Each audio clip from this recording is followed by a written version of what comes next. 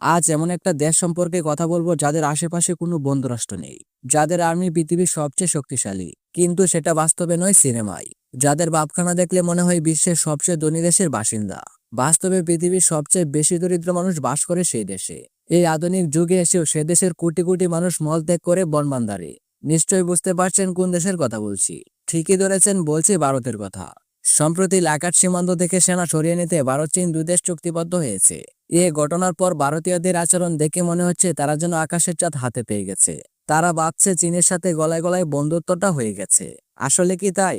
বাস্তবে ভারতকে বোকা বানাচ্ছে চীন, সেটাই পরিষ্কার করবো আজকের ভিডিওতে।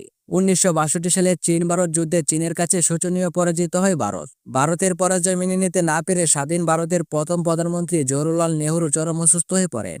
যেহেতু তিনি এর 2 বছর পর হার্ট অ্যাটাকে মারা যান। দুদেশের শত্রুতা শুরু সেখান থেকেই। বরাবরই ভারত বলে এসেছে চীন ইন্ডিয়ান যুদ্ধে তাদের মাত্র 1383 জন সৈন্য নিহত হয়েছে। আসল ঘটনা হচ্ছে 4900 ভারতীয় আর্মি প্রাণ হারিয়েছিল চীনের সাথে যুদ্ধে।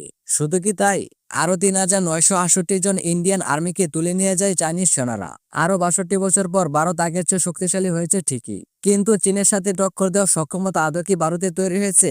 চীন যেখানে নিজেদের উন্নত কারখানায় নিজের অস্ত্র তৈরি করে, ভারতকে সেখানে তাকিয়ে থাকতে হয় রাশিয়ার দিকে। 2020 সালের ইন্টারন্যাশনাল রিসার্চ বলছে চীনের যে পরিমাণ ক্ষেপণাস্ত্র আছে ভারতের নেই তার অর্ধেকেও। তখন চীনের পারমাণবিক ক্ষেপণাস্ত্র ছিল 320টি আর ভারতের 150টি। গেল 4 বছরে আরো 180টি বৃদ্ধি পেয়েছে চীনের ক্ষেপণাস্ত্র। বিপরীতে 4 বছরে ভারতের ক্ষেপণাস্ত্র বেড়েছে মাত্র 20টি। অথচ ভারতীয় সিনেমা দৃশ্য, মলম বিক্রেতা, সাংবাদিক কিংবা তথাকথিত আন্তর্জাতিক বিশ্লেষণ ইউটিউবারদের কথা শুনলে মনে হয় আমেরিকা, কানাডা কিংবা রাশিয়ার মতো দেশগুলিকে একসাথে যখন তখন উড়িয়ে দেওয়ার সক্ষমতা আছে ভারতের। আর একটু বাস্তবতা দিকে তাকানো যাক।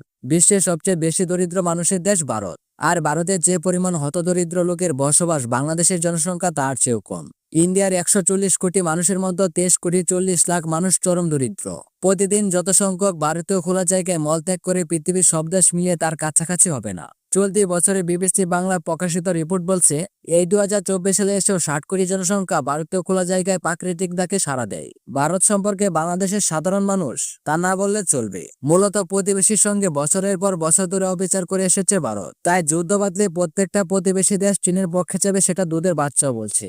ভারত যদি মনে করে চীনের সাথে যুদ্ধ বাঁধলে যুক্তরাষ্ট্র, রাশিয়া তাদের পাশে দাঁড়াবে, সেটা হবে চরম বোকামির। ভারতের মতো দেশের সাথে যুদ্ধ করতে গিয়ে চাইনিজরা এখন সময় নষ্ট করতে চায় না। তাদের মূলত টার্গেট এখন সুপার পাওয়ার আমেরিকাকে শক্তি আর অর্থনীতিতে টক্কর দেওয়া। সোজা বাংলায় বলতে গেলে চীন এখন ভারতের মাথায় কাঁঠাল ভেঙে খেতে চায়। আর একটু পরিষ্কার করে বলি, 140 কোটি জনসংখ্যার দেশ ভারত, বিশাল তাদের বাজার। সেই বাজার ব্যবহার করে নিজেদের সম্পদ বাড়াতে চাইছে চীন।